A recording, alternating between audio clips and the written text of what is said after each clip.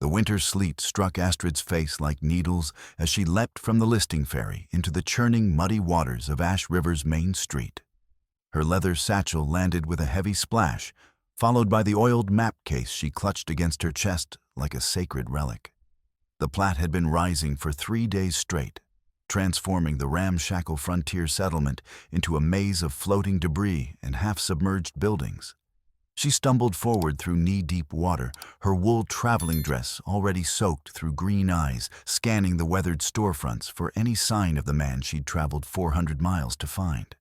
The beaded medicine pouch at her hip bounced with each hurried step, its contents more precious than any California gold dust. Inside lay the hunkapi cord, blue and white quillwork with eagle feathers that had bound her fate to a stranger before she could even walk. A rifle shot cracked across the flooded street. The wooden post beside her head exploded in a shower of splinters. Astrid dove sideways without thinking, rolling through the icy water as a second shot rang out, snapping the brass corner reinforcement clean off her satchel. "There's the Swedish girl," a gruff voice hollered from somewhere behind the maze of floating barrels. "Don't let her reach Main Street." At least 3 voices answered with whoops and curses. Astrid scrambled toward the nearest intact building, a sagging 2-story warehouse whose lower floor had surrendered to the flood.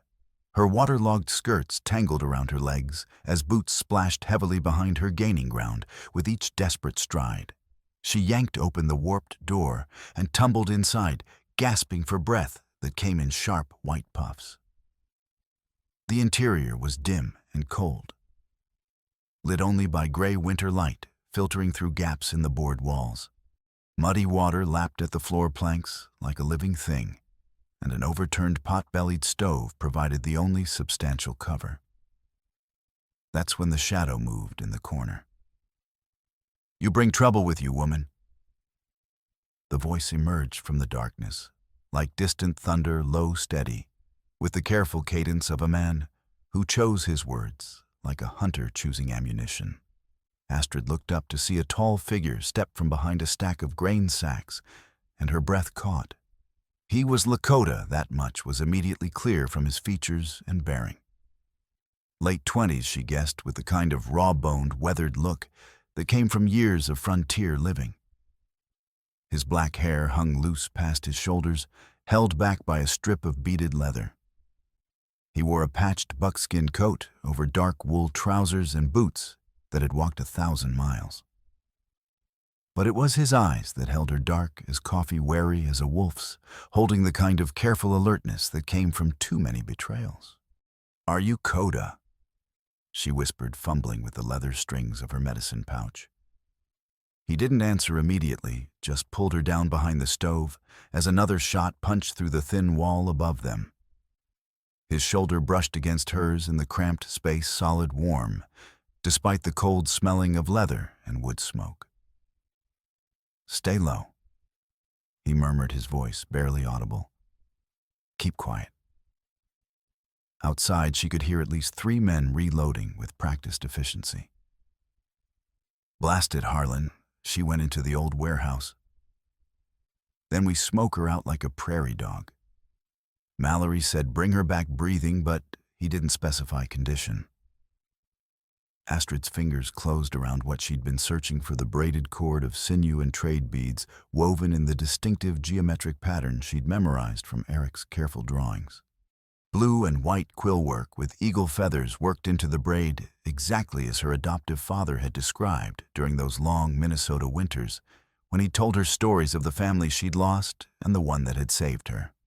She pressed the cord into Coda's palm, watching his face in the dim light. "My foster father told me that Enepe spoke a Lakota prayer when he gave this to me 20 years ago. Eric said you would know the words." The change in Coda was immediate and profound. His entire posture shifted as his fingers traced the familiar pattern of beadwork, recognizing not just the technique, but the specific spiritual significance. The hunkapi cord, the sacred adoption token that made family of strangers, binding them with obligations that transcended blood or tribe. "Wakantanka." He breathed in barely audible Lakota, then switched to English. By thunder, you're the baby. The one from the wagon train massacre. More buckshot peppered the wall above them, raining wood chips like wooden snow. Coda pressed her deeper into the shadows behind the stove, his body forming a protective barrier between her and the doorway. Their breath fogged in the cold air, faces close enough that she could see the old scar along his jawline, could count the worry lines that made him look older than his years. 20 years I've been waiting. She whispered, her Swedish accent thickening with emotion. I came as soon as I turned 21, as soon as I found Eric's papers and learned the truth about my inheritance. Another volley of shots splintered the doorframe. Coda's hand found the Spencer carbine that had been leaning against the wall, his movements economical and sure as he checked the loading tube. "Well, sister," he said quietly, the word carrying new weight and meaning. "Looks like we've got ourselves a proper situation here." The McVeigh brothers eventually gave up their search and moved on to harass some other poor soul caught in the flood. Coda waited a full quarter hour counting heartbeats and listening to the water's rhythm before leading Astrid through the back ways to his cabin. The solitary life had been his choice after the last treaty conference collapsed in mutual recrimination, taking his faith in white promises with it. His cabin sat on a rise above the normal flood line, surrounded by trap lines and fish weirs, far enough from both the Indian Agency and white settlements to avoid the constant friction that seemed to follow him everywhere. For 3 years he'd made his living catching muskrats and beaver trading pelts to the few merchants who dealt fairly with Indians. The work was solitary, but honest, and it kept him fed through harsh prairie winters. He'd convinced himself it was enough, this careful distance from a world that had shown him too much betrayal. But the Hunkapee cord in his pocket changed everything, awakening memories he'd tried to bury, along with his father. Now Astrid sat beside his stone fireplace, damp hair drying in the warmth, while she carefully spread papers across his rough pine table. The documents were wrapped in multiple layers of oiled canvas and had survived their underwater adventure, though some ink had begun to run at the edges. Enepe found me in a burning Conestoga wagon in the spring of 1854. She explained, her voice carrying traces of Swedish intonation that became more pronounced when tired or emotional. "I was barely 14 months old. My birth parents had been killed in a Pawnee raid 3 days earlier, but your father tracked the war party and found me in the wreckage." Coda nodded slowly, memory filling in details blurred by time and childhood trauma. He'd been only 7 then, but he remembered the night his father returned to their winter camp, carrying a pale-skinned baby with eyes like new grass. The tribal council had been deeply divided about what to do with a white child, but Enepe had already performed the Hunkapee ceremony in his heart. The survivors told him my parents were Eric and Anna Lindstrom, traveling with a small wagon train bound for Oregon Territory. Astrid continued unrolling a surveyor's map that showed the river's course before recent floods had changed its channel. But when he tried to find relatives to take me, he learned I was truly alone in the world. My parents had been Swedish immigrants with no family in America.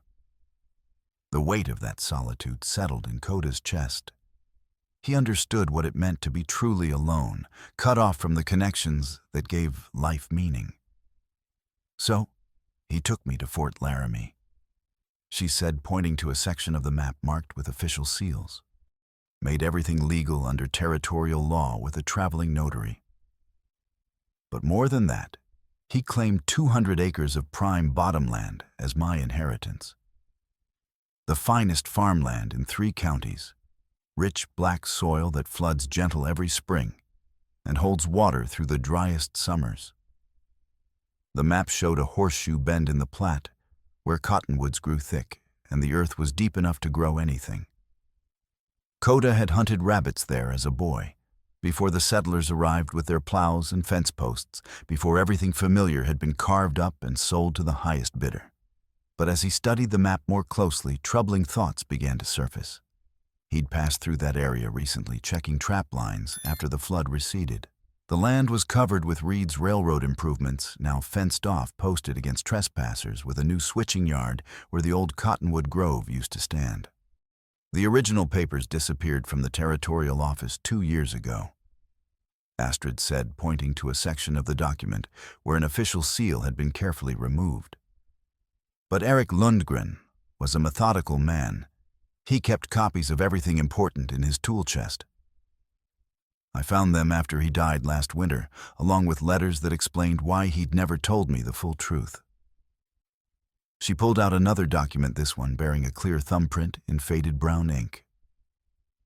Your father's mark properly witnessed and notarized according to territorial law. It's all here, Coda. That land belongs to our family by right of legal claim and federal recognition. Our family.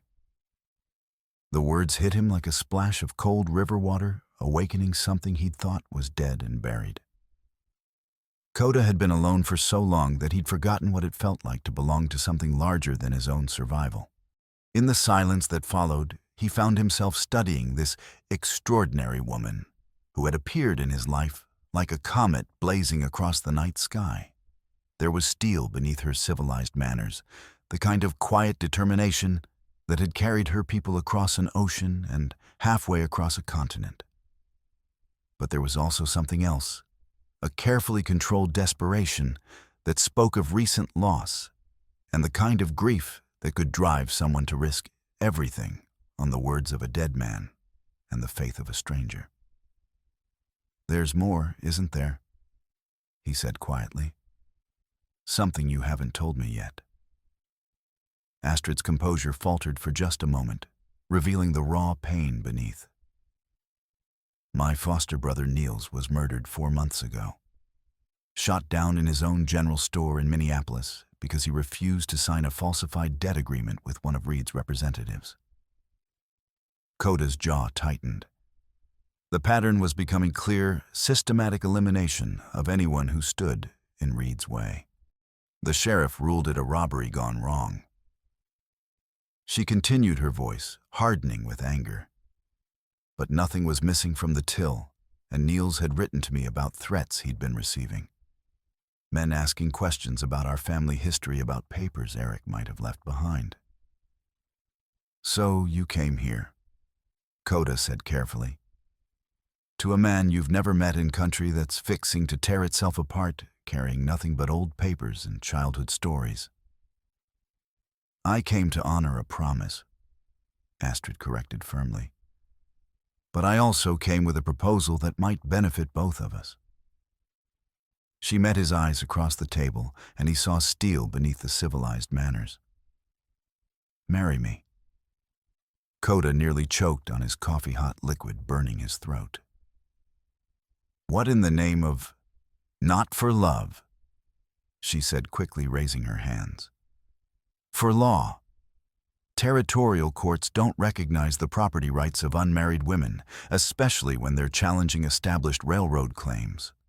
But they do respect legally married couples with documented homesteads and clear chain of title. The pragmatism of it struck him like a physical blow. She was offering a business arrangement, nothing more. But even as his rational mind appreciated the legal logic, something deeper rebelled against reducing their connection to mere convenience. Marriage is powerful medicine, he said finally, switching to the more formal English his father had taught him for dealing with white officials. Once the ceremony is performed, the bonds cannot be easily broken. The Hunkapee cord already binds us as family, Astrid replied. This would simply make it legal in the white man's courts. Before he could respond, a familiar knock came at the door. 3 short raps, followed by 2 longer ones. Coda rose with his rifle in hand, but relaxed when he recognized the voice. Coda, it's Dr. Ellis. I heard shooting in town and wanted to make sure you were safe. Doroster. Amos Ellis was one of perhaps 3 white men in the territory that Coda trusted without reservation, a frontier physician who treated anyone who came to his door, regardless of their ability to pay or the color of their skin. He entered shaking snow from his wool greatcoat, his weathered face creased with concern, and something that might have been anticipation. "The McVeigh brothers have been asking questions all over town," he said without preamble, settling into the spare chair with the weary movements of a man who'd been riding hard. "They're offering $20 for information about a Lakota man and a Swedish woman. Pike Mallory's put out word that he wants them brought in for questioning about stolen territorial property." "Questioning?" Coda repeated grimly, understanding the euphemism. "The kind that doesn't require many answers," Ellis confirmed. He looked at Astrid with professional interest, noting the determined set of her jaw and the way she instinctively protected the papers spread across the table. "You must be the young lady everyone's talking about. What brings you to our corner of perdition?" As Astrid explained her situation, Ellis listened with the careful attention of someone accustomed to hearing desperate stories. When she spread out the legal documents and guardianship papers, he whistled low at the sight of the original deed and adoption certificate. "This could change everything," he said, studying the thumbprint and official seals. "Reed's claimed that bottomland for 3 years now, but if you can prove prior legal ownership..." "We can," Astrid said firmly. "But we'll need witnesses for the marriage ceremony, people who can testify to the legitimacy of our claim when this goes to court. Ruth Mayhew would stand with you," Ellis said thoughtfully, stroking his gray beard. "She's the school teacher, tough as buffalo hide, and twice as smart. She's had her own encounters with Mallory's intimidation tactics." "And Lars Jensen," Coda added, surprising himself by entering the conversation. "Lost half his winter wheat crop to Reed's illegal fencing, but he's too stubborn to abandon his homestead." Even as he spoke, Coda felt something shifting inside his chest, a sense of purpose he hadn't experienced since his father's death. This wasn't just about land or legal documents anymore. It was about standing up to the kind of systematic corruption that had driven him into isolation, about proving that justice was possible, even in a world that seemed designed to prevent it. Within the hour, both Ruth and Lars had arrived, slipping through the storm-lashed darkness with the careful stealth of people accustomed to avoiding unwanted attention. Ruth Mayhew was a severe-looking woman in her early 30s, with prematurely gray hair pulled back in a tight bun and eyes like winter sky. Lars Jensen followed her through the door, a stocky Norwegian homesteader with hands like gnarled tree roots and a face carved by 40 years of prairie wind. "Dr. Ellis said you might need assistance," Ruth said, simply unwrapping a thick woolen scarf from around her throat. "I brought what evidence I could gather." She pulled out a leather portfolio filled with carefully copied documents. "I've been keeping records of Reed's business practices for 2 years now. Falsified debts, intimidation tactics, mysterious accidents that always seem to benefit his corporate interests. The pattern is unmistakable once you know what to look for." Lars examined Astrid's documents with the methodical attention of a man who had learned to read every word of every contract. "Deed looks legal to my eye," he said finally in English, colored by his native accent. "Reed's been claiming that bottomland for years, but I always wondered where he got clear title. Land that good doesn't usually go unnoticed or unclaimed." "Because it wasn't unclaimed," Astrid said with quiet intensity. "It was stolen through fraud and systematic murder, and we can prove it." As they planned through the evening, Coda found himself watching Astrid with growing respect and something deeper, an attraction born not of physical beauty alone, but of recognition. Here was someone who understood what it meant to lose everything and still find the courage to fight back. Someone who valued justice over safety, truth over convenience. But there was more to his fascination than mere admiration. When their eyes met across the table, when her hand accidentally brushed his while reaching for documents, He felt something electric pass between them, a connection that went beyond their shared legal predicament. Late that night, after their unexpected allies had melted back into the storm, Astrid and Coda sat by the dying fire, sharing the comfortable silence of two people who had found something they hadn't known they were looking for. "Tell me about him," she said quietly. "About Enope. Eric told me stories, but I want to hear them from someone who knew him as a man, not just as the hero who saved a stranger's baby." Coda stared into the glowing coals, summoning memories he'd tried to keep buried. He was complicated, visionary in some ways, practical in others. He believed that the future lay in cooperation between our peoples, that the old ways of endless warfare would destroy everyone in the end. He paused, choosing his words carefully. The tribal council often disagreed with his decisions. Taking in a white child was controversial enough, but claiming land under white law, many saw it as betraying our traditional ways. But he did it anyway. He did it because he saw farther than the rest of us. He understood that the world was changing whether we liked it or not, and that survival meant adapting without losing what made us who we were. Astrid nodded, understanding the complexity of choices her adoptive father had faced. Eric always said that Enope was the wisest man he ever met. He kept that Hunkapi cord in his Bible next to the marriage certificate from when he wed my adoptive mother. Said it represented the same kind of sacred commitment, a promise that transcended law or social convention. The words hung between them, loaded with implications neither was quite ready to address directly. But in the warmth of the cabin, with snow swirling outside and danger waiting beyond their temporary sanctuary, something was growing between them that had nothing to do with legal convenience or practical necessity. Dawn came gray and bitter, with fresh snow falling in thick flakes that promised to make their journey even more treacherous. But they had no choice. Staying meant certain capture, and Mallory's men weren't known for their gentle interrogation techniques. They were loading supplies into Lars's wagon when an unexpected visitor emerged from the tree line. Joseph Standing Bear was a Lakota elder. Coda recognized from the reservation a man whose weathered face spoke of decades spent navigating the complex politics of survival in a changing world. "Nephew," he said formally, using the respectful address for a younger man of good family. "I bring word from the mining camps. There are things you should know before you proceed with your plans." Standing Bear settled by their fire, accepting coffee with the dignity that marked him as a leader among his people. "I worked Reed's mine for 2 seasons," he said quietly. "Saw things that would make a strong man weep. But I also heard whispers from the other workers about events from 20 years past."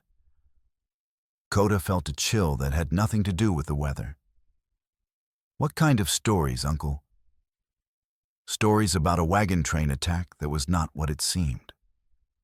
The white bosses spoke carelessly around us, thinking we could not understand their words or that we did not matter enough to remember them." Standing Bear's eyes hardened with old anger. "They spoke of a man with a distinctive scar on his gun hand, a man who led that attack for reasons that had nothing to do with tribal warfare." Astrid went very still. "What kind of scar?" "Shaped like a lightning bolt running from wrist to knuckle. The kind of mark left by a knife blade or broken bottle during a tavern fight." Standing Bear looked directly at her. "The workers said this scarred man kept souvenirs from his victims' jewelry, small valuable items that meant nothing to him but everything to those who lost them." The description hit Astrid like a physical blow. She'd seen that scar. She realized a distinctive mark on Pike Mallory's right hand that she'd noticed during their brief encounter in town. The pieces were beginning to form a picture too terrible to fully comprehend. "Uncle," Coda said carefully, "did these workers say anything about who this scarred man might be now?" Standing Bear nodded grimly. They called him by name, though they did not know I understood. Pike Mallory Reed's enforcer, his right-hand man in all matters requiring violence or intimidation. The revelation hit them both like a thunderclap.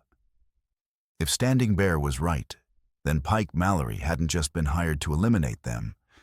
He was personally responsible for the tragedy that had orphaned Astrid and set all subsequent events in motion. After Standing Bear departed Coda, and Astrid sat in stunned silence, processing the implications of what they'd learned. The attack on her parents' wagon train hadn't been random frontier violence. It had been a calculated crime carried out for profit, with Reed later capitalizing on the tragedy to legitimize his land grab. "We need to get to Red Butte," Astrid said finally, her voice steady despite the emotional upheaval.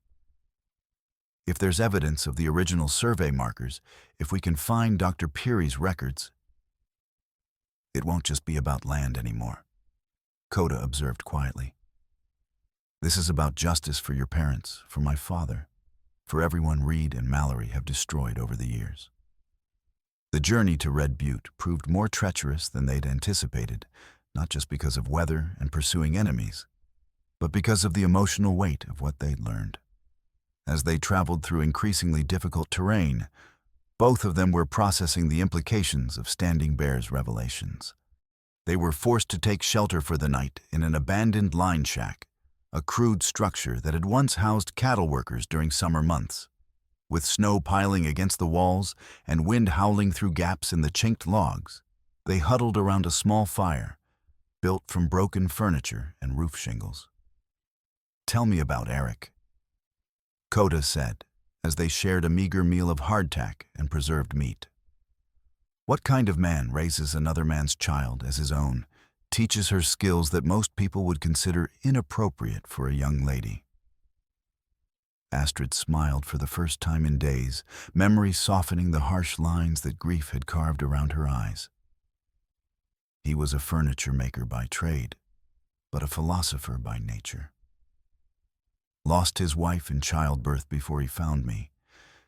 So he understood what it meant to have family torn away by circumstances beyond your control." She poked at the fire with a stick, sending sparks spiraling up toward the makeshift chimney. "He taught me to shoot because he said a woman on the frontier needed practical skills more than pretty accomplishments. Taught me to read not just English, but Swedish, and a little German, said knowledge was the one thing no one could steal from you." "And what did he tell you about justice?" "That it was like water, it would find a way through any obstacle if you were patient and persistent enough. He said revenge was for people who gave up on the idea that right could triumph over wrong." Coda nodded, understanding the philosophical foundation that had shaped her character. "My father taught me something similar. He said that anger was like holding a hot coal, expecting to throw it at your enemy, but usually burning only yourself." They sat in comfortable silence, watching flames dance and listening to wind howl around their temporary shelter. But gradually, their conversation turned to more personal matters, the loneliness they'd both experienced, the weight of being different in a world that demanded conformity, the unexpected relief of finding someone who understood the burdens they carried. "I've been alone for so long," Coda admitted, his voice barely audible over the storm, "that I'd almost forgotten what it felt like to have someone to talk to. Someone who doesn't look at me and see either a curiosity or a threat." "I know," Astrid said softly. "After Niels died, I thought I was completely alone in the world. No family, no one who cared whether I lived or died. Coming here, finding you, it's like discovering I had a brother all along, someone who was waiting for me to come home." Brother. The word should have provided comfort, but instead it highlighted the complexity of what was growing between them. The attraction was undeniable now, not just physical, though that was certainly present, but something deeper. A recognition of kindred spirits, of two people who had been shaped by similar losses and were stronger together than either could be alone. When Astrid shivered despite the fire's warmth, Coda automatically moved closer, sharing his body heat in the pragmatic manner of frontier survival. But when she leaned against his shoulder, when he caught the scent of her hair and felt the steady rhythm of her breathing, practical considerations gave way to something more elemental. Coda. She whispered his name barely a breath in the darkness. I know, he replied, understanding the unspoken question. This changes things. Does it have to? He considered the question seriously, weighing duty against desire, legal necessity against emotional truth. The Hunkapi ceremony made us family, he said finally. But it doesn't define what kind of family we choose to become. When she lifted her face to look at him, when their eyes met in the flickering firelight, the last barriers between them dissolved. The kiss that followed was gentle, but certain. Not the desperate passion of people facing death, but the quiet recognition of two souls that had found their perfect match. Red Butte loomed against the gray morning sky like a monument to human greed, its industrial sprawl of headframes and processing buildings a stark violation of the landscape's natural beauty. Coda felt the familiar weight of old memories as they approached sacred places scarred with tunnels and tailings, piles clean streams poisoned with mercury and chemical runoff. But it was the sound that carried on the morning wind that changed everything he thought he knew about their situation. Lakota words spoken in the dialect of his childhood, mixed with the more common English and Spanish of frontier mining operations. His people were working in Reed's mine, not as free laborers earning fair wages, but as something closer to indentured servants trapped by debt and circumstance into digging wealth for the man who had stolen their heritage. There, Astrid pointed toward the large wooden structure that housed the main hoist equipment. According to the survey maps, the original corner marker should be directly underneath that building. The mine's drainage system emptied into the river through a plank-lined culvert partially hidden beneath a screen of ice and winter debris. It would be a miserable way to enter the complex, but it offered their only chance of avoiding the armed guards who patrolled the perimeter. Can you swim underwater in conditions like this? Coda asked, studying the dark opening where poisoned water flowed toward the Platte. Astrid gave him a look that suggested the question was mildly insulting. I'm Swedish, she said matter-of-factly. We're born knowing how to swim, and the water's always cold where we come from. The drainage tunnel was every bit as awful as they'd expected, a stone-lined sluice barely wide enough for a grown person filled with water that was shockingly cold and tainted with chemicals that made their skin burn. Coda led the way through the freezing darkness, moving carefully to avoid the rusty metal grates and accumulated debris that could trap them beneath the surface. Behind him, Astrid followed without complaint, despite the numbing cold that made her muscles cramp and her lungs burn with each careful breath. The documents she carried were wrapped in multiple layers of oiled canvas and strapped against her back as the most precious cargo either of them had ever transported through such hazardous conditions. The culvert opened into a natural limestone cave that had been expanded and reinforced by the miners over the years. Emergency lanterns cast dancing shadows on walls blackened with soot and mineral stains, revealing the corner where decades of flood debris had accumulated in a pyramid of rotting wood and rusted metal. There, Astrid whispered, pointing toward a section of wall, where the natural rock had been carefully built up with fitted stones that didn't match the surrounding geology. That has to be where they covered the original survey marker. They worked quickly but methodically, using tools scavenged from the mine's equipment stores to pry away the newer stonework. Beneath the false wall, Coda's fingers found the edge of something metallic, a bronze plaque bearing the familiar eagle seal of the United States Corps of Topographical Engineers, by order of Lieutenant Colonel John C. Fremont. Territorial Survey Section 16, Township 12, North Range 4. West, Astrid read from the weathered inscription, her voice barely audible in the echoing chamber. Established June 21, 1851, by order of Colonel John C. Fremont, United States Army. But there was more than just the official survey marker. Hidden in a carefully sealed cavity behind the bronze plaque was an iron strongbox, its lock long since corroded away by moisture and time. Inside were papers that made both of them catch their breath. Ennepe's personal records written in his careful educated English, and a leather-bound journal that bore the name Dr. Marcus Peary, embossed in gold on its cracked cover. Astrid opened the journal with trembling fingers, scanning the faded pages by lantern light, while Coda kept watch for approaching footsteps. Dr. Peary had been Ellis's predecessor, the territorial physician who had treated both settlers and Indians with equal skill and compassion until his mysterious death 5 years earlier. "Listen to this," she whispered, reading from an entry dated September 15, 1871. E. Came to me again today, complaining of severe stomach pains and persistent nausea. Symptoms are entirely consistent with chronic arsenic poisoning, but he insists he has been careful with his food and water.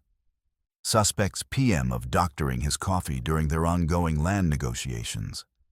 Have advised him to cease all contact, but he feels honor-bound to continue meeting until the matter is resolved. PM. Coda repeated, his voice hard as winterstone. Pike Mallory. They read on the journal entries, painting an increasingly clear picture of systematic murder carried out with clinical precision. Dr. Peary had documented not only Ennepe's declining health over a period of months, but similar symptoms in at least 3 other tribal leaders who had refused to sell their treaty lands to Reed's expanding empire. The final entry was dated 3 days before Peary's own death. Have hidden all evidence in the old survey corner, along with E's personal records and my own observations. If something happens to me, pray that someone finds this record and sees justice done. E was murdered for his land pure and simple, and I fear I am next for the crime of knowing too much and caring too deeply. A piece of hunkapi cord was pressed between the journal's final pages, the same distinctive blue and white quillwork pattern as the adoption token. Astrid carried absolute proof that this evidence had come from Ennepe himself before his death. He knew, Coda said quietly, his voice thick with emotion he'd tried for years to suppress. My father knew what Reed was planning, and he documented everything. He died trying to protect not just our family's land, but everyone who stood in Reed's way. But their discovery had not gone unnoticed. Footsteps echoed in the tunnel outside their hiding place, accompanied by voices speaking in a mixture of English and Lakota. Coda motioned for absolute silence, extinguishing their lantern as the sounds grew closer. "Isas told you to check the drainage tunnel every 2 hours," someone was saying in heavily accented English. "Mr. Mallory don't want any surprises, especially with those bounty hunters prowling around the territory." "Ain't nothing down here but rats and muck," came the reply in Lakota-flavored English. "Complete waste of time if you ask me. But Mallory pays better wages than anyone else in the territory, so I follow orders no matter how stupid they seem."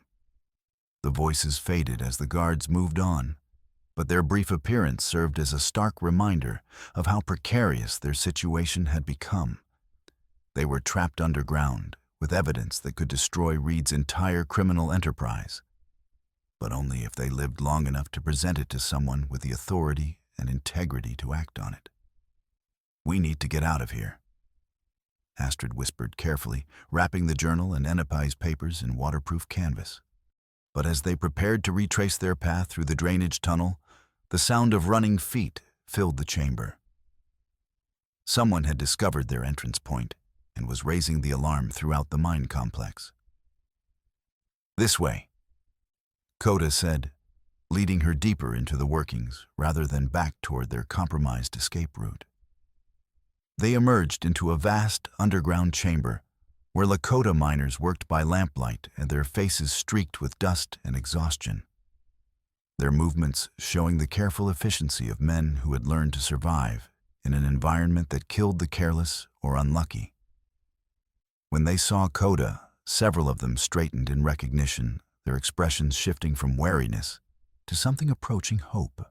One of them, an older man with graying braids and the weathered hands of someone who had worked stone and metal for decades, stepped forward with the careful dignity that marked him as a leader among his people.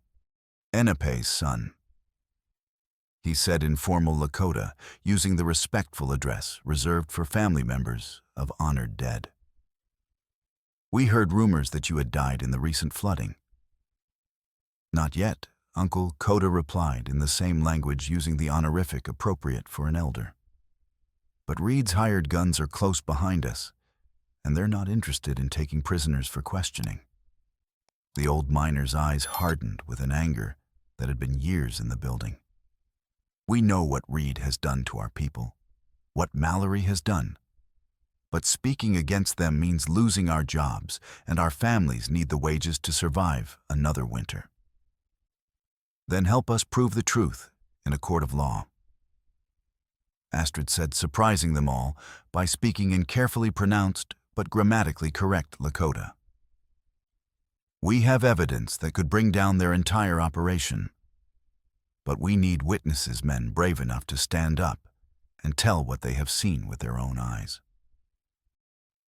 The miners exchanged glances, loaded with years of accumulated grievance and the desperate hope that justice might actually be possible in a world that seemed specifically designed to prevent it.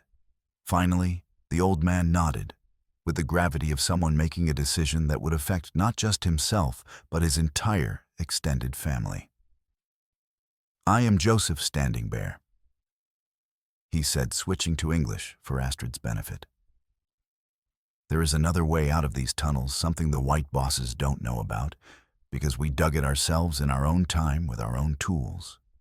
But even as he spoke, Pike Mallory's voice echoed through the tunnels closer now, and filled with the kind of cold fury that promised violence for anyone who stood in his way. "Seal all the exits." He shouted, his words carrying clearly through the mine's acoustic chambers. "I want them trapped down here until they tell me exactly where they've hidden everything they think they know." Standing Bear and the other miners moved with sudden urgency, gathering tools and equipment with practiced efficiency. The cross-cut tunnel leads to an old shaft that connects with the surface. Standing Bear explained quickly. "But we'll need to create a distraction, something to draw their attention away from your escape route." "What kind of distraction?" Coda asked, though he suspected he already knew the answer. "The kind that brings down mountains." Standing Bear replied grimly, leading them to a chamber filled with mining equipment, and more importantly, the explosives used in daily excavation work. What followed was a desperate preparation for siege warfare in the bowels of the earth. Standing Bear and his fellow miners rigged charges in the main support tunnel, creating a trap that would collapse an entire section of the mine while opening a new route to the surface. But someone had to stay behind to trigger the explosion at exactly the right moment after Coda and Astrid had escaped, but before Mallory's men could corner the miners who had helped them. "I'll do it," Standing Bear said simply. "I'm old and I've seen enough of Reed's injustice to last 3 lifetimes. "No," Coda replied firmly. "This is my fight, my family's burden. I won't let others die for my father's choices." "It's our fight now," Astrid corrected, her voice carrying absolute conviction. "All of us together or none of us at all." In the end, it was young Tommy Standing Bear, Joseph's nephew, barely 20, but with steady hands and the quick reflexes of youth, who volunteered to trigger the charges. The plan was simple in concept, but potentially fatal in execution. Give the miners 10 minutes to reach safety through alternate routes, then collapse the main tunnel behind them while Coda and Astrid escaped through the old shaft. But Mallory wasn't content to wait for his quarry to come to him. His voice echoed through the tunnels, growing closer by the minute, accompanied by the sounds of armed men moving through the darkness with military precision. "Go now," Standing Bear urged, pressing a hand lantern into Coda's palm. "The shaft opening is hidden behind those timber supports. Climb straight up for about 60 feet, then follow the lateral tunnel west until you see daylight." "What about you?" Astrid asked, genuinely concerned for these men who had risked everything to help strangers. "We'll be fine," Standing Bear assured her, though his eyes suggested he understood the risks they were all taking. "We know these tunnels better than any white man, and we've been preparing for this day longer than you might think." As if to underscore his words, gunfire erupted in the main tunnel. Not the random shooting of panic, but the controlled volleys of professional soldiers or experienced gunfighters. Mallory had brought serious firepower to end their escape attempt. "Now!" Standing Bear shouted over the sound of ricocheting bullets. Coda grabbed Astrid's hand, pulling her toward the concealed shaft opening, while behind them, the miners took positions with rifles and improvised weapons, preparing to make their stand in the echoing darkness of Reed-Stolen Mountain. The shaft was a nightmare of loose rock and rotting timber, a vertical climb through complete darkness toward what they hoped was freedom, but might just as easily be another trap. Coda led the way, testing each handhold before trusting his weight to it, while below them, the sounds of battle grew more intense. They climbed through narrow passage after narrow passage, the strongbox bumping against tunnel walls, their lungs burning from exertion and the thin air of higher altitudes. Behind and below them, they could hear explosions beginning, not the massive detonation that would collapse the main tunnel, but smaller charges designed to create confusion and block pursuit. Just as they reached what seemed to be the surface opening, a tremendous explosion shook the entire mountain. Dust and debris rained down as Standing Bear's final trap was sprung, sealing the mine below, and hopefully trapping Mallory and his men in the darkness they had created through their own greed and violence. They emerged into blinding daylight, both coughing from dust and trembling from adrenaline. But their ordeal was far from over. Standing at the tunnel mouth, silhouetted against the winter sky with a rifle aimed directly at them, was Pike Mallory himself. He had anticipated their escape route, positioned himself for this exact confrontation, and now he wore the cold smile of a predator who had finally cornered his prey. "Well, well," he said, his voice carrying the casual tone of someone discussing the weather. "The breed and his Swedish whore. I've been looking forward to having this conversation." Coda slowly reached for his rifle, but Mallory was ready for such an attempt. "I wouldn't recommend that course of action. Drop the weapon and kick it away from you. Same with any other surprises you might be carrying." They complied, having no immediate alternative. Mallory kept his rifle trained on them while studying Astrid with an intensity that went beyond mere professional interest. "You know," he said conversationally, circling them like a wolf, evaluating wounded prey, "you look remarkably like your mother. Same green eyes, same stubborn set to the chin. She fought bravely too, right at the end, trying to protect her precious baby." Astrid went rigid, the full implication of his words hitting her like a physical blow. "What did you say?" "Your real mother, of course. Pretty little Swedish thing traveling with that wagon train 20 years ago. Had something we wanted, a strong box full of gold coins bound for the Denver Mint. Of course, we only intended to rob them and disappear. But things got complicated when your father decided to play the hero." Horror and understanding dawned in Astrid's eyes as the final pieces of the puzzle fell into their terrible places. "You killed them. You killed my parents for money. Wasn't supposed to end that way," Mallory said with mock regret, reaching into his coat to pull out a small silver locket that caught the winter sunlight. "But your father went for his gun, and heroes tend to die young in this business." Your mother, well, she begged me to spare her baby girl. This was all she had left to bargain with. Astrid recognized the locket immediately, her mother's described in the papers Eric had left behind, the one piece of her birth heritage that had survived the massacre. Rage built in her chest, white-hot and all-consuming, threatening to overwhelm her capacity for rational thought. The funny thing is, Mallory continued, clearly enjoying the emotional devastation he was inflicting. Silas didn't know what I'd done until years later when someone started asking questions about that particular wagon train. When he finally figured it out, instead of turning me in like a decent man, might he decided to profit from the whole tragic situation. You're monsters. Astrid whispered, her voice shaking with fury and grief in equal measure. We're businessmen, Mallory corrected with cold precision. And you two represent loose ends that need to be tied up permanently. Can't have people wandering around the territory with inconvenient evidence and uncomfortable questions.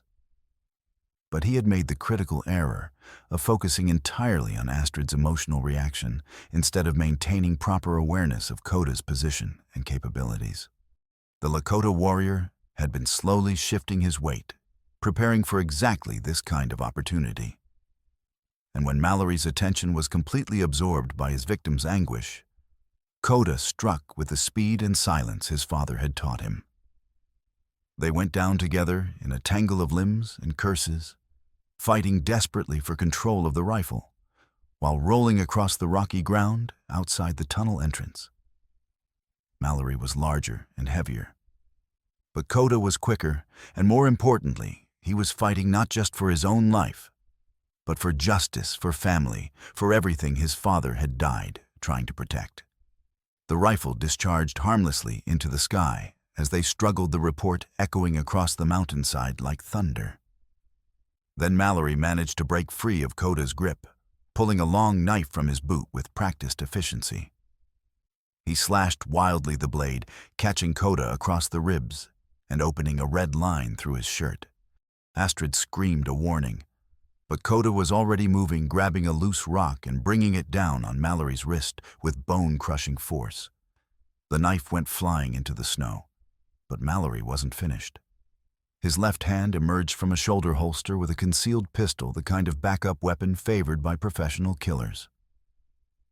Should have minded your own business, breed, he snarled, cocking the hammer with deliberate malice.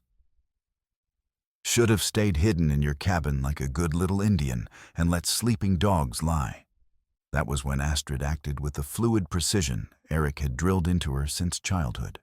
While the two men had been fighting, she had retrieved Coda's fallen rifle, and now she brought it to her shoulder with movements as natural as breathing.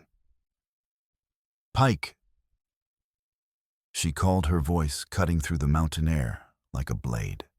He turned toward her pistol, still aimed at Coda's chest, his face showing surprise that she would dare to interfere in what he considered a man's business. You won't shoot, little girl. You don't have the stomach for... Astrid's bullet took him center mass, the impact spinning him around and dropping him to his knees in the bloody snow. He looked down at the spreading red stain across his shirt front with something approaching surprise, then up at her with what might have been respect. Well, I'll be thoroughly damned, he said clearly and pitched forward into the dirt. They stood in the sudden silence that followed, violent smoke curling from the rifle barrel while they processed what had just occurred. Coda was bleeding from the knife wound, but it wasn't deep enough to be immediately life-threatening. More importantly, they were both alive, and they possessed evidence that would finally bring justice to a corner of the frontier where it had been a stranger for far too long. We need to get you to a doctor, Astrid said, examining his wound with the practical competence Eric had taught her. It'll keep long enough, he replied, then looked at her with new understanding and profound respect. Are you all right?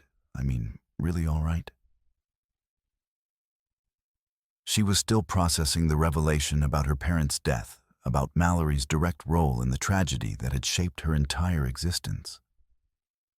But strangely, instead of the devastation she might have expected, she felt something approaching completion, as if the final piece of a puzzle had fallen into place, allowing her to see the whole picture clearly for the first time.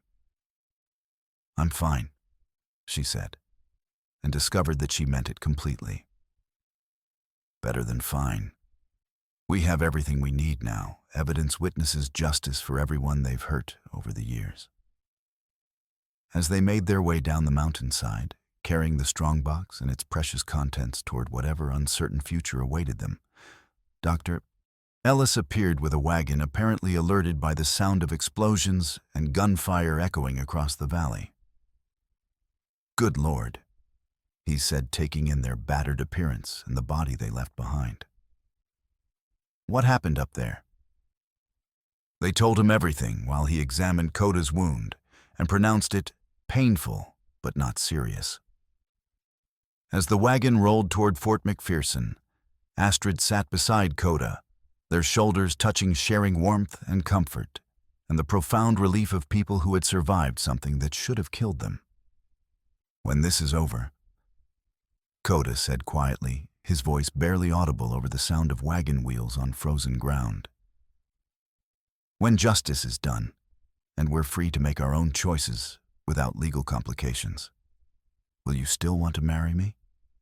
"I thought we already settled that question," she replied, touching the hunkapi cord at her throat. "Everything else is just paperwork to make it official in the white man's courts."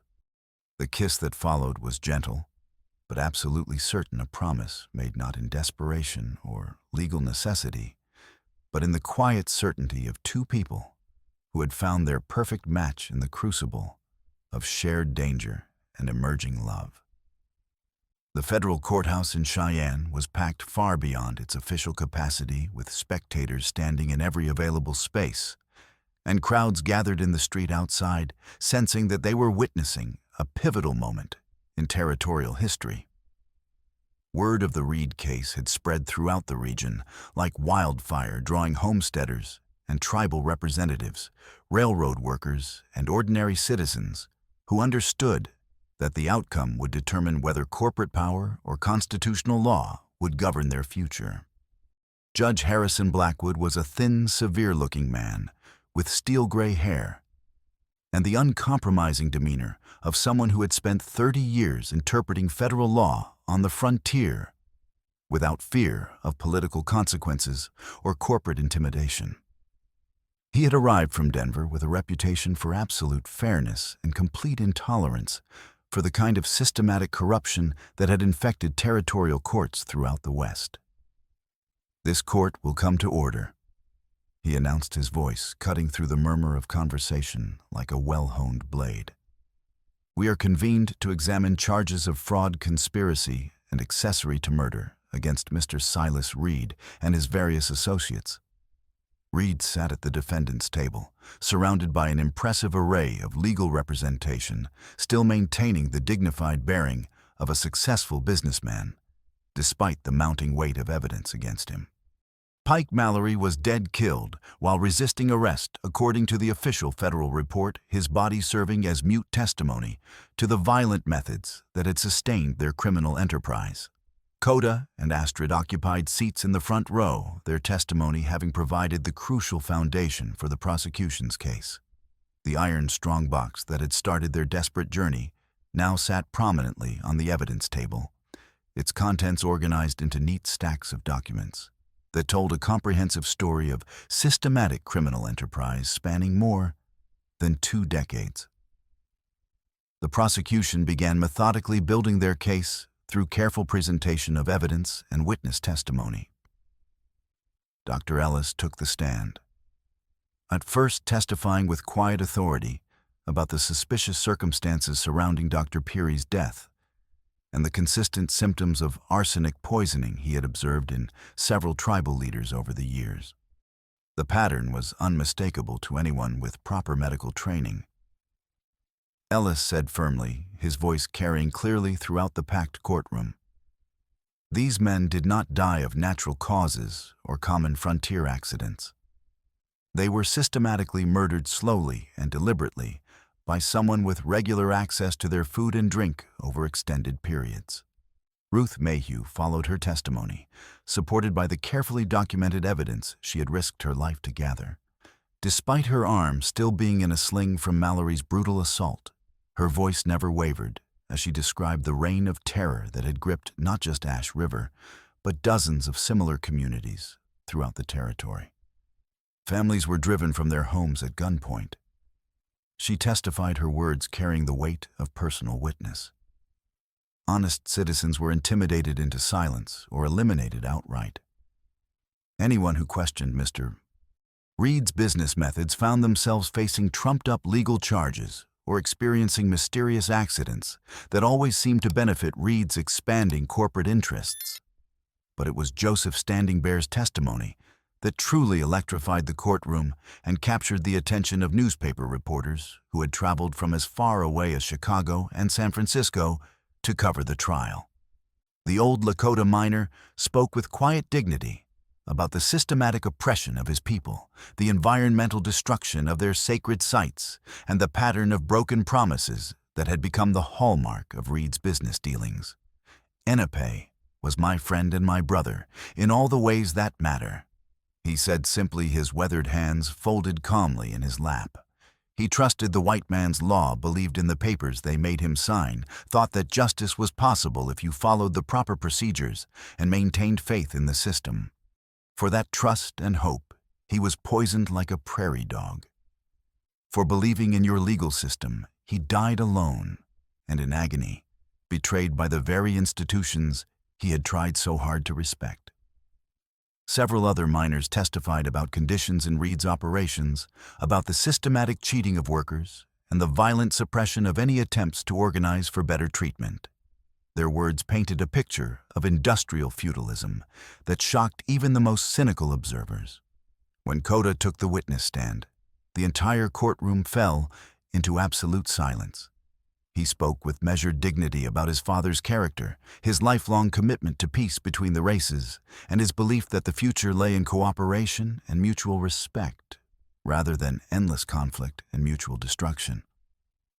He saved a white child because it was the right thing to do.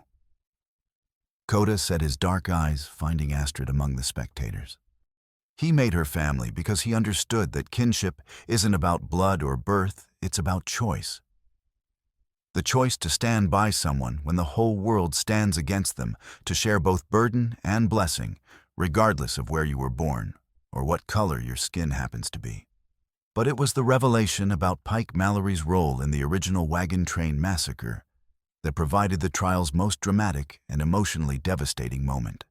Astrid testified with steady voice and absolute clarity about their confrontation at the mine, about Mallory's detailed confession to murdering her parents, and about the family connection that finally explained the personal venom and systematic nature of their criminal conspiracy.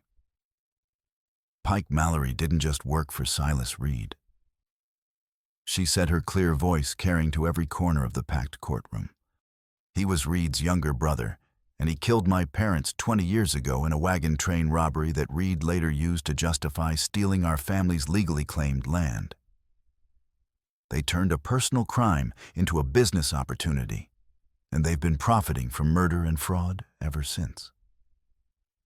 The revelation sent a shockwave through the courtroom, finally providing the missing piece that explained the intensity of violence and the systematic nature of their criminal enterprise. This wasn't just corporate malfeasance or frontier lawlessness. It was a family business built on theft, intimidation, and systematic murder, operating under the cover of legitimate commercial activity. Mrs. Sarah Bennett, widow of a homesteader who had been killed in a suspicious barn fire after refusing to sell his land, testified through tears about the night her husband died and the threats her family had received afterward. They told me accidents happened to people who didn't cooperate, she said, her voice breaking. Said I could avoid similar misfortune by signing over our claim for a fraction of its value. Tom Morrison, a former railroad worker, described systematic wage theft and the violent suppression of workers who tried to organize for better conditions. Reed's people made it clear that troublemakers had a way of disappearing, he testified. Some folks just stopped showing up for work, and their families never knew what happened to them. The defense team tried desperately to discredit the evidence-questioning chain of custody for documents challenging the reliability of witnesses who had their own grievances against Reed's business practices, and arguing that much of the testimony was based on hearsay rather than direct observation. But the weight of accumulated testimony was overwhelming the documentation too thorough and consistent to dismiss as coincidence or misunderstanding. When Reed himself took the stand in his own defense, his testimony only served to highlight the moral bankruptcy of his position. He denied direct knowledge of his brother's criminal activities, claimed that any irregularities in land acquisitions were the result of subordinates exceeding their authority, and maintained that he was simply a businessman trying to bring progress and prosperity to an undeveloped region. "I've invested hundreds of thousands of dollars in territorial development," he said with apparent conviction. "Built railroads, created jobs, brought civilization to areas that were nothing but wilderness. If some of my employees used excessive zeal in pursuing company interests, that hardly makes me responsible for their individual choices." But under cross-examination, his carefully constructed facade began to crumble. The federal prosecutor methodically presented evidence of Reed's direct involvement in planning fraudulent land seizures, his knowledge of his brother's violent methods, and his systematic use of corporate resources to silence witnesses and intimidate potential opponents. When Judge Blackwood announced his verdict, his voice carried the full authority of federal law and the moral weight of justice too long delayed by corruption and corporate influence. This court finds the defendant Silas Reed guilty on all counts. He declared his words echoing in the suddenly silent courtroom. The evidence of systematic fraud, criminal conspiracy, and accessory to multiple murders is clear, convincing, and absolutely damning. The defendant has perverted the legitimate processes of territorial development into a criminal enterprise that has brought misery and death to countless innocent families. He paused, allowing the weight of his words to settle before continuing. The defendant is hereby sentenced to 25 years in federal prison with no possibility of parole, and ordered to make full restitution to all documented victims of his criminal enterprise. All illegally acquired properties will be returned to their rightful owners or their heirs, and all corporate assets will be liquidated to provide compensation for damages that cannot be undone. The courtroom erupted in cheers and applause, but Lakota found himself looking only at Astrid, seeing the tears of relief and vindication streaming down her face. They had done it, proved the truth, against overwhelming odds honored their father's memories, and brought justice to a corner of the frontier where it had been absent for far too long.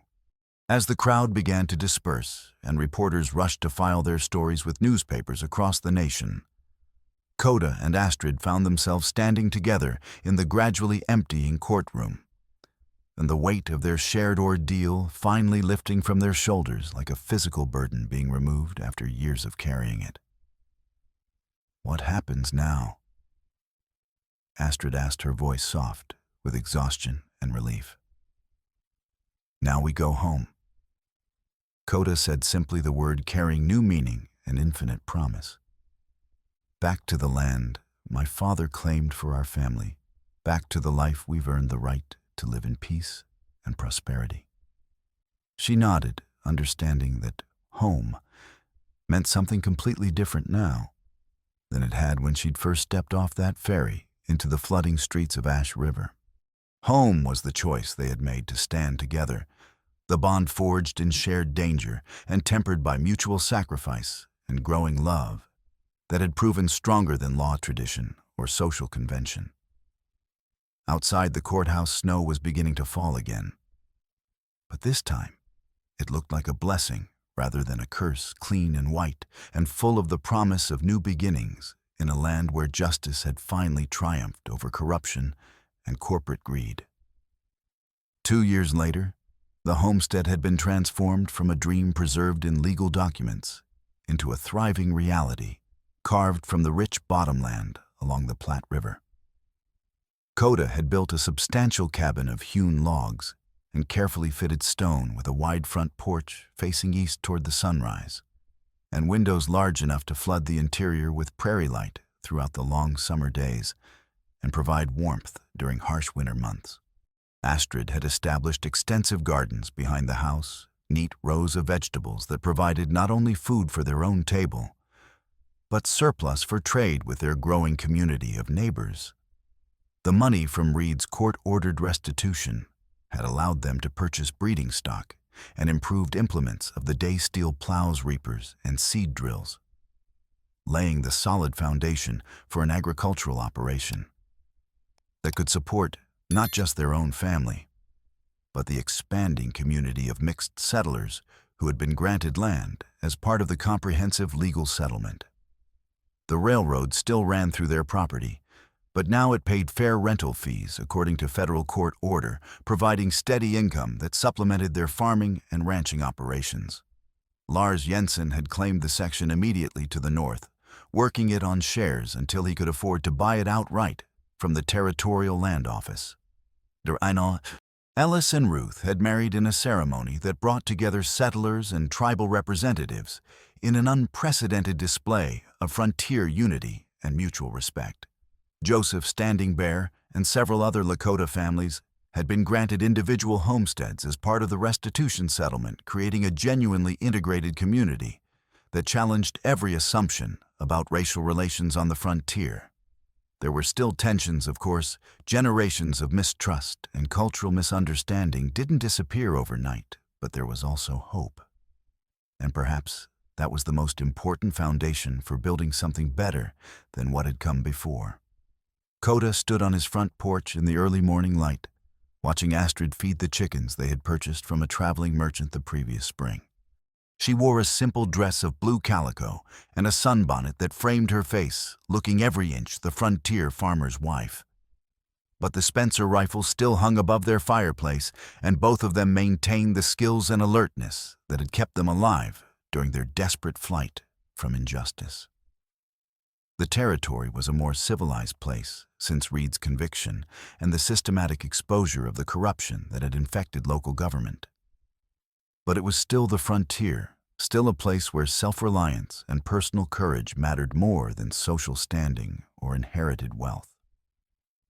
"Coffee's ready," she called, and he went inside to find their breakfast laid out on the table he had built from cottonwood planks, fresh eggs from their own hens, bread baked in the Dutch oven, jam made from wild plums they had gathered together the previous autumn.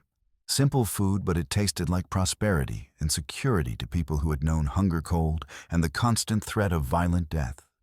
More than that, it tasted like home, in the deepest sense of the word.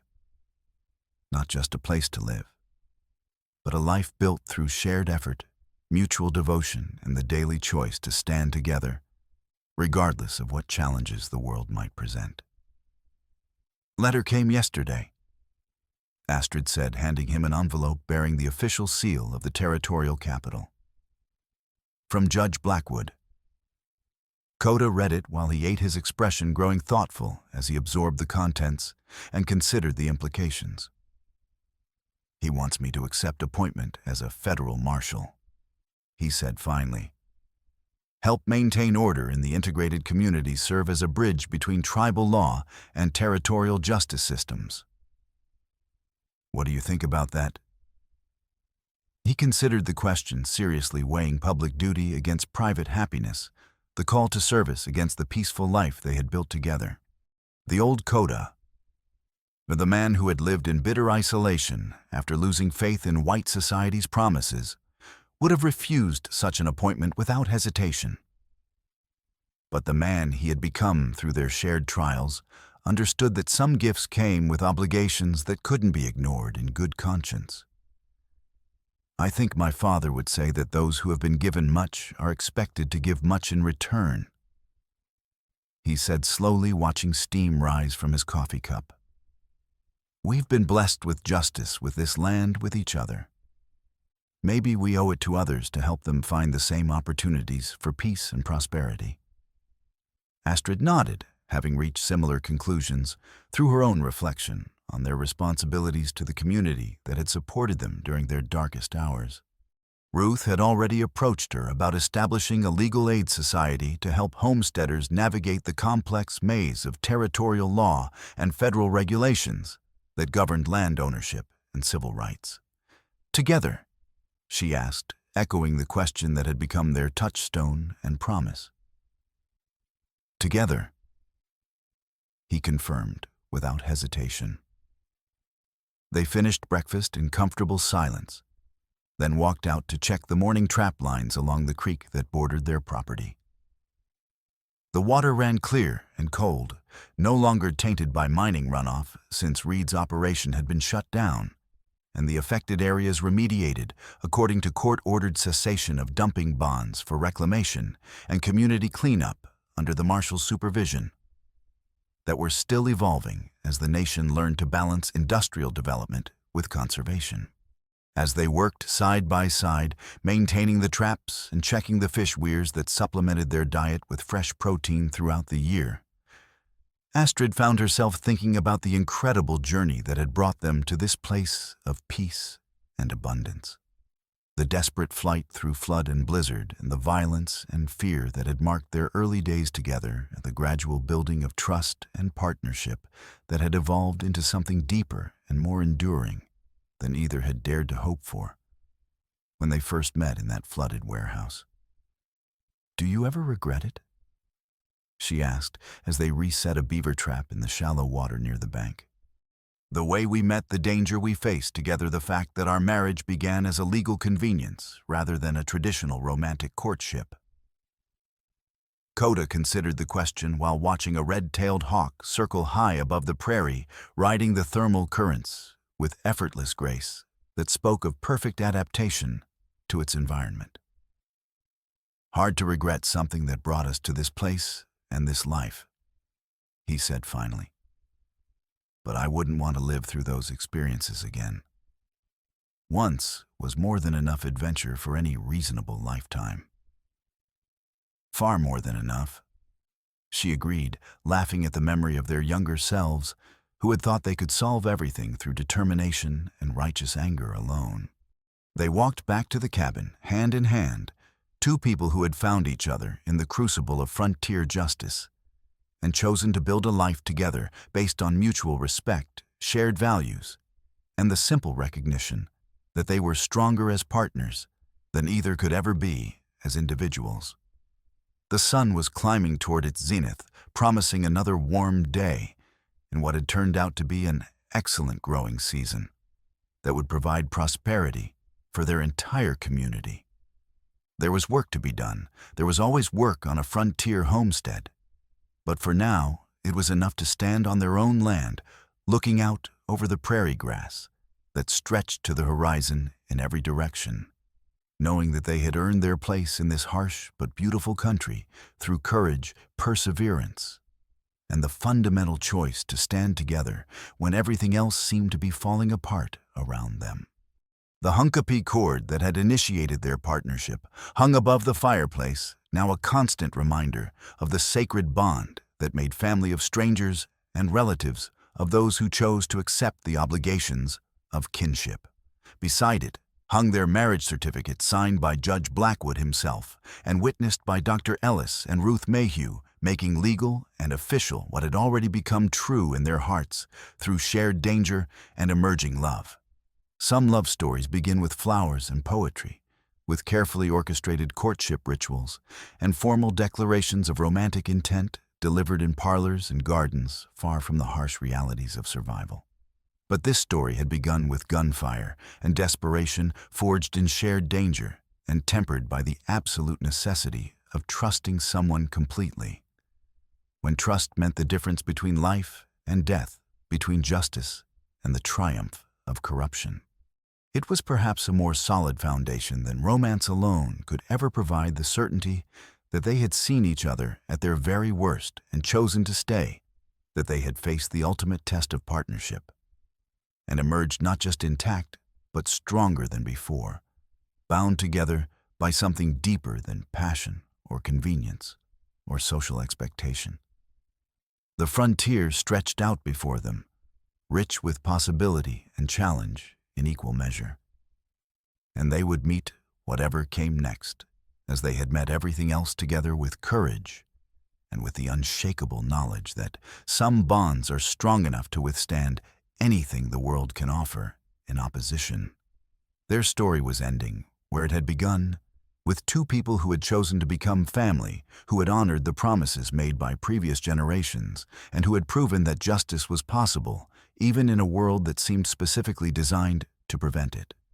It was a quiet ending to a violent beginning. But perhaps that was the most appropriate conclusion of all, for a tale born in the crucible of the American frontier, where survival often depended less on individual heroism than on the simple willingness to stand together when standing alone meant certain defeat.